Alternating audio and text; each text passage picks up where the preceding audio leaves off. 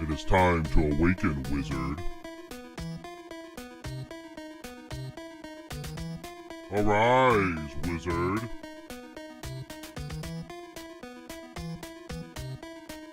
Arise, wizard. I said wake up.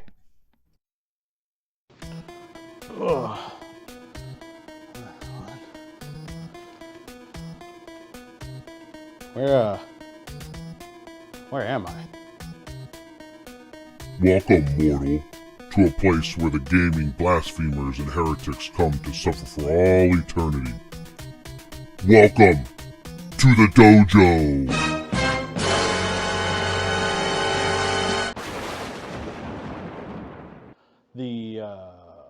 What? The dojo! Why call this place the dojo? I mean, from what I'm seeing, I just see a bunch of video games. I don't even see any training equipment. Silence, dummy! This place is called the dojo because here, the only way to escape is to fight. Fight what? Video games! That it? And you talk about them! Talk about them? In this wizard hat! This wizard hat? Enough talk! Time to play some games!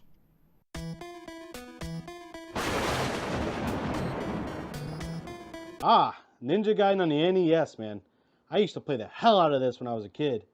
I never beat it, though. Which is exactly why you're playing it now.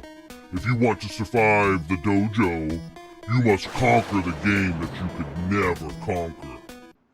And talk about it. Yes. In this wizard hat. Yes. Right now? No, tomorrow. Yes, right now. Alright, here we go.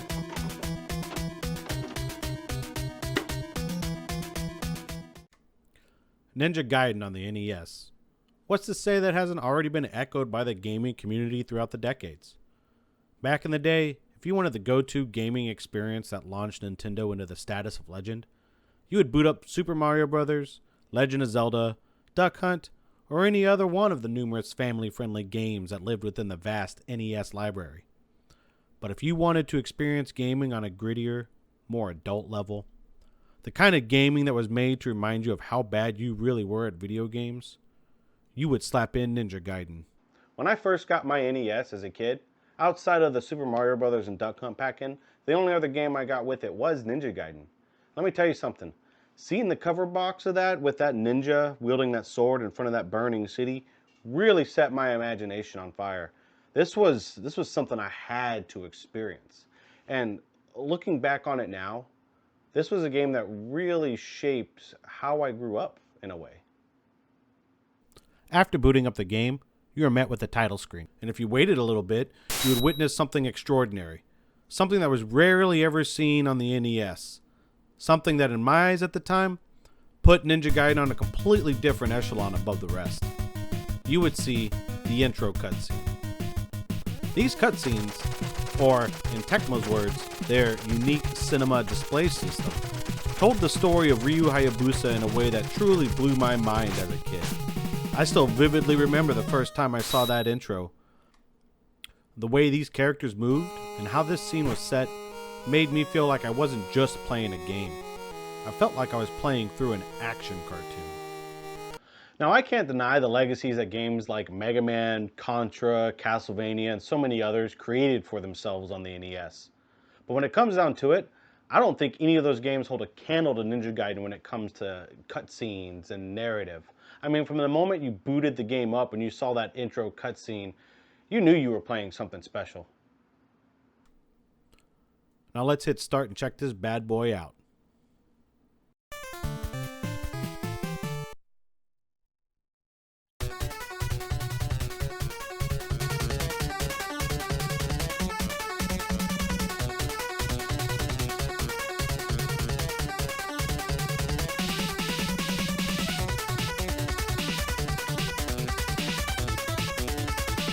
Just when you thought this game couldn't get any more badass, It launches a sonic assault of the singular most spectacular starting stage music to ever slam into your senses. The music was created by Keiji Yamagishi, Ryuichi Nitta, and Ichiro Naka, and it's not hard to imagine the size of the chip on their shoulder when they were writing these tracks. This trio was clearly out to prove their mettle to the world, and boy, did they ever solidify themselves in these sacred halls of video game music godhood with this soundtrack. Now, when I say Tecmo created the complete package with Ninja Gaiden, I 1000% mean complete package. There's badass gameplay, anime-like cutscenes, and a soundtrack that would motivate any kid to try to do a front flip off the front of their house like they're Ryu Hayabusa. I mean, not that I've done that before. Back to the game. Ninja Gaiden is split into 20 levels across 6 different acts, with a boss fight at the end of each act. The first act starts off simple enough, with you on the street trying to locate your father who essentially just told you, "BRB, gonna fight to the death, LMAO." But as you progress through the stage, you encounter a few more enemies that each have separate attack patterns. And this is where you start to understand what this game is truly about. Pattern and timing memorization. Each enemy has their own attack pattern, range, and timing. And the only way you're really gonna make it through this game is if you memorize all of that. Just to give you an idea of how beneficial pattern memorization is in this game, I want to reference a speedrunner by the name of Arcus. Equipped with a cowboy hat and a mustache to rival my beard, this guy spent years refining his skills in this game, to the point where it's almost instinctual for him. If you watch his speedrun, which I very strongly encourage you to do so, you will bear witness to the power of pattern memorization at an almost perfect level. This man does not get hit unless he wants to get hit. And when he decides to get hit, it's always to push him into the most optimal position. For reference, the first level took me 1 minute and 18 seconds to beat, with the boss taking around 10 seconds to beat. Not bad, huh? Wrong. Arcus has a 47-second run for the first stage, with the boss literally taking less than a second to go down. All because he spent a tedious amount of time and effort into learning just exactly when to push the correct combination of buttons on his controller. It's this exact power that I hope to harness as I progress through this game. I hope you're not expecting me to speedrun this game, Scully. I haven't played this game in years, and I can't pull off a cowboy hat or mustache quite as cool as that guy could. My name isn't Scully. And ha! I've seen you play this game. You think that I would ever have any expectation of you being capable of speedrunning this? I'm immortal, and I still wouldn't have the time it would take for you to accomplish that. Plus, I have more games to torture you with. Can't be spending all eternity on a single game, you know. So all I gotta do is beat the game? By any means necessary, right? Okay. The first act goes down with a few hiccups, but overall smooth enough. In the second act, you wake up in a jail cell and have to bust your way out. That boss goes down in a similar fashion. In the third act, we get more of that sweet, sweet cinema display system as we are introduced to Mr. Smith, an old acquaintance of Ryu's dad, Ken Hayabusa. Ken Hayabusa? Hey, don't look at me. Anywho, we learn that Ken and Mr. Smith were guarding some statues that contained a malevolent power strong enough to destroy entire nations. Of course, the statue gets stolen by, you guessed it, another ninja, and now Ryu is on the chase to get it back. I'm going to be honest here. This is the first time I played this game and not skipped the cutscenes, actually paying attention to them. And I gotta say, this game is such a product of its time. And I mean that in a great way, actually. This game carries such an 80s action movie vibe.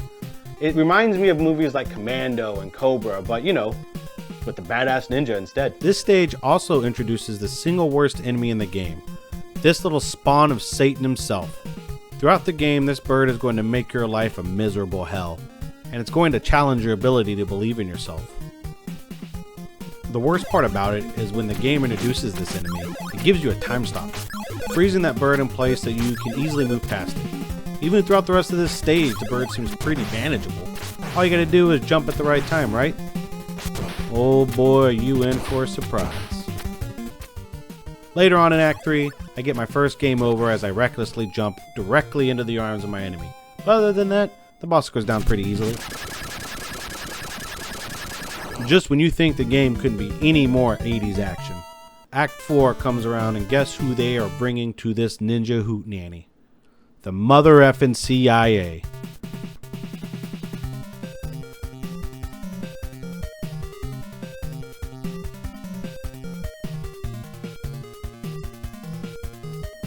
They explain that some dude named the Yaquio, maybe, wants these statues for ultimate power, and it's up to you to stop that from happening. So they dump you in the jungle to find the guy and stop him. I absolutely love how this scene closes with the most 80s action movie CIA line of dialogue.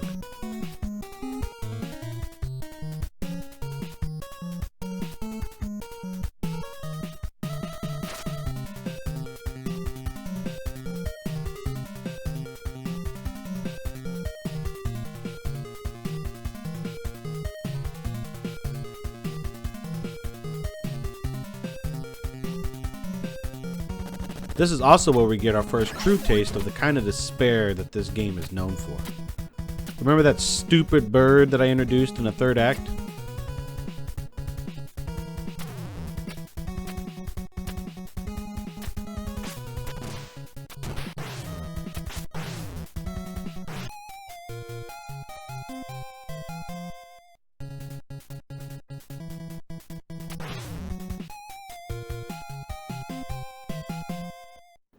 In a mere matter of minutes, this winged hellbeast eats through all 3 of my lives, giving me another game over.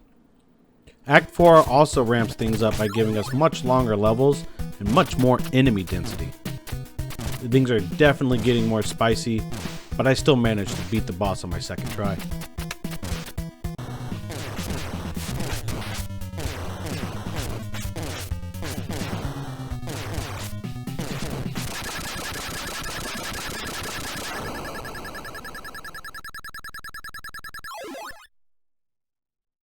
Come on, Scully. You have to admit, I'm not doing too bad right now. I bet you weren't expecting me to slice and dice my way through so many levels so quickly. As a matter of fact, I even don't think this is going to take too much longer.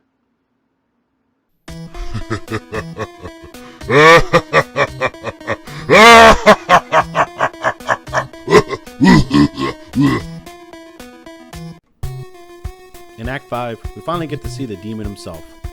I'm just going to call him Jack from now on. And much like Jack revealing himself as the demon, this game reveals its own demonic side. Act 5 is where the game stops caring about you, your self-confidence, and your feelings. Now, the game only has one mission, handing you game over after game over after game over after game over. I want to take a moment and highlight this particular part of Act 5. Somehow you have to make it from this ledge to this ledge. This is the very first time, and I think the only time, you encounter this kind of platforming, and the game does not give you any slight clue on how to do this. As a matter of fact, the game does the exact opposite of helping by spawning that stupid bird at the worst possible location anytime you try to move forward.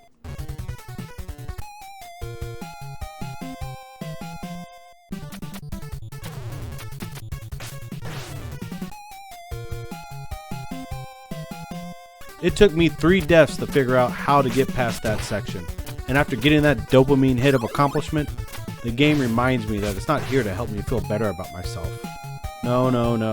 As a matter of fact, this game spent the rest of Act 5 making sure I understood just exactly why this game earned its reputation as one of the hardest games ever.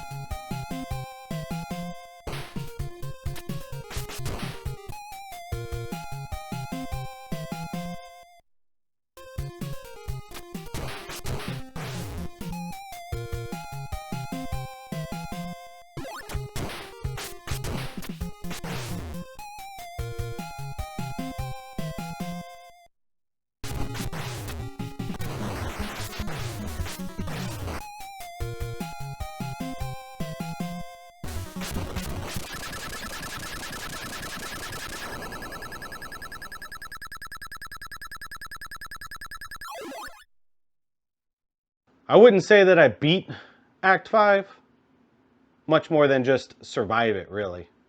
Now do you see? Now do you understand the true futility of it all? It's going to take a lot more than dumbass birds and tricky platforming to get me to tap out, Scully. Keep that spirit up, wizard. It's going to be so awesome watching it drain from your body.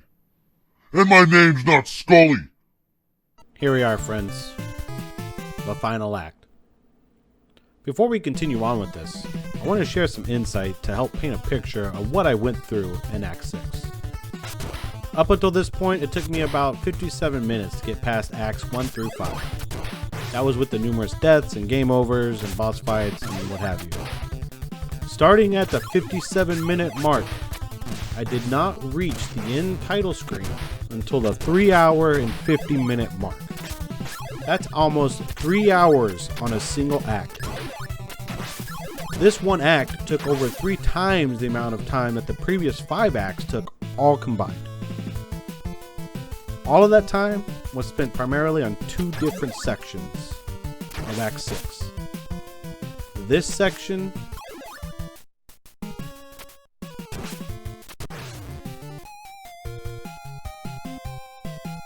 and this section.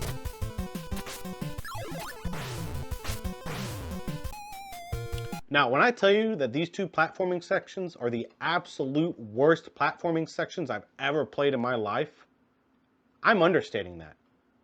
I can't articulate the amount of frustration that permeates my very being with anything other than just one word.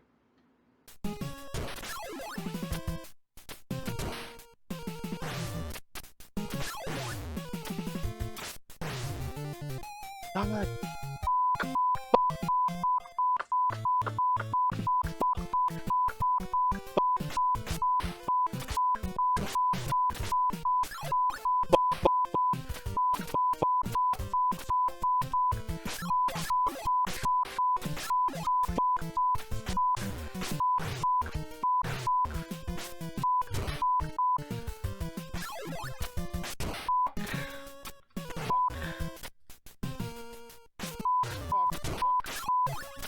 That bad. Oh, I'm getting lightheaded from saying so damn much. Now, when I started Act 6 at the 57-minute mark, I did not reach the bosses until the 2-hour, 36-minute mark. That's 1 hour and 39 minutes spent dying over and over and over and over and over and over again. And just when you think the game couldn't get any more malevolent, it does this.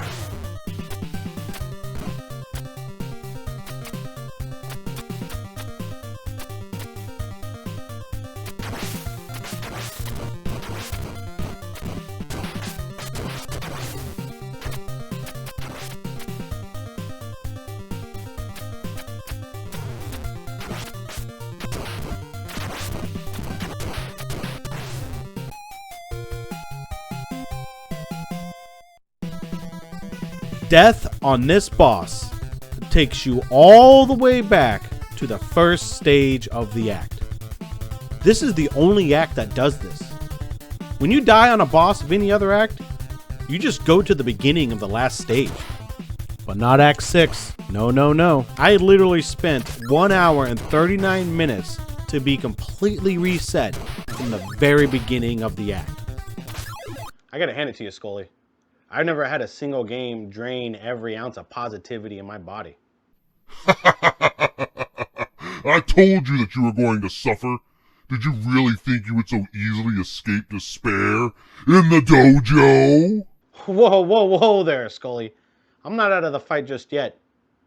You said I could use any means necessary to beat this game? Any pathetic means necessary, meatbag. Then I have an idea. There's something about going through such a soul-crushing experience that makes you pause for a minute, step back, and reassess the situation and your goals. What is my current situation? Well, I have 3 lives to make it through literal hell, just to have a chance to not die against a boss that makes all the previous bosses look like child's play. What's my goal? To beat this game. I've already invested so much time and emotion into this game. I refuse to move on without seeing that ending screen for myself. By any means necessary. So I spent the next half an hour getting all the way to that boss, and when I did, I save stated. Yeah, and I save stated after each other boss just to reach the ending of the game.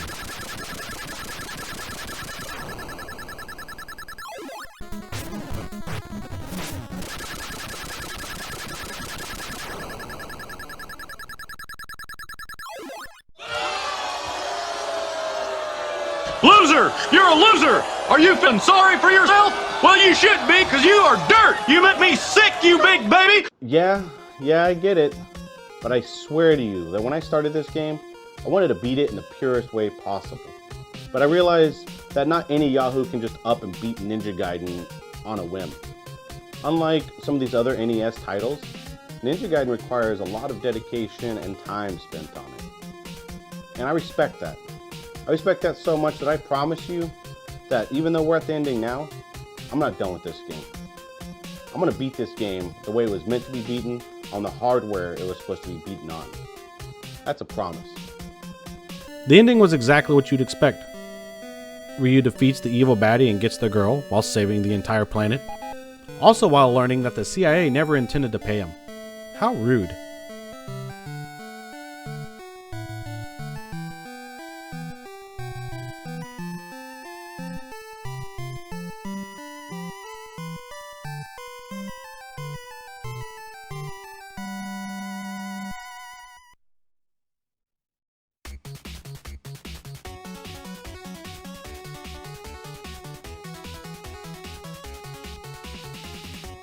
Well, Scully, you did say by any means necessary. Yeah, it only took you 4 hours in save scumming to get there. This is exactly the kind of blaspheming and heresy that brought you here to suffer to begin with. Oh, shove it with that elitism crap. Games are meant to be enjoyed by the people who play them any way they want to play them. I mean, as long as you're not screwing people out of competition or money or anything like that, you paid for it, just play it. Have fun. Also, this place is pretty rad, man. I wouldn't say I'm exactly suffering here. Especially if I'm getting to play video games. You aren't supposed to like it here.